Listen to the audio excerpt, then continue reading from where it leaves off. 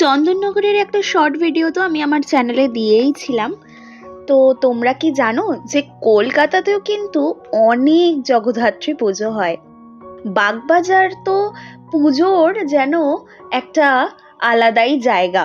ওখানে 12 মাসে 13 পার্বণও না, ওখানে 12 মাসে 365 পার্বণ চলতে থাকে। তো ওই বাগবাজার এলাকাতেই জগদ্ধাত্রী পুজো বেশ বড় করে হয় এবং অনেকগুলো হয়। প্রথমেই যে ঠাকুরটা দেখালাম সেটা হচ্ছে শ্যাম পার্কের ঠাকুর, ওখানকার বিগ বাজেটের পুজোগুলোর মধ্যে একটা।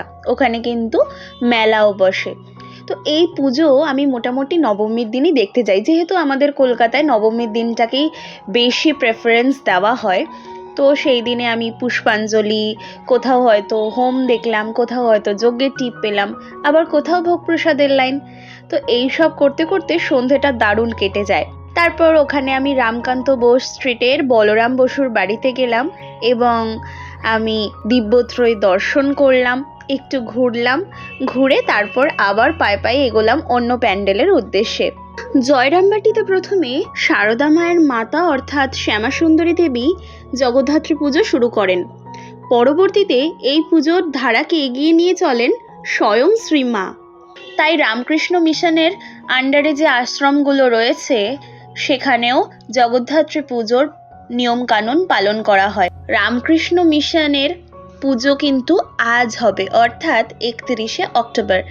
সেই কারণে বলরামবাটিতেও আজকে ভক্তিগীতির আয়োজন করা হয়েছে। তাই আজ যদি কেউ ওইদিকে যেয়ে থাকো তাহলে একবার ঘুরে এসো অবশ্যই। এরপর নববাগবাজারে পৌঁছাতেই দেখলাম সেখানে দেওয়া হচ্ছে যজ্ঞের টিকা এবং শান্তির জল। তো সেটাও মাথা পেতে নিলাম।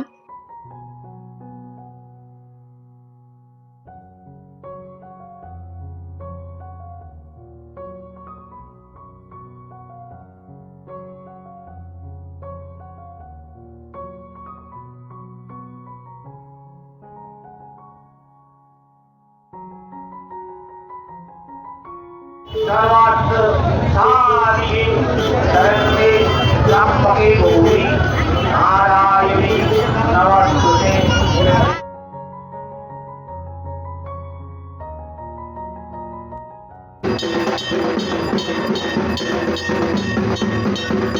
কোথাও দিলাম অঞ্জলি, আবার কোথাও পেলাম প্রসাদ।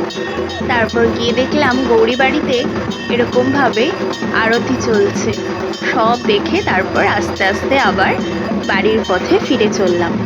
তাহলে ব্লগটা কেমন লাগলো জানাতে ভুলো না। চলো আজকের মতন টাটা।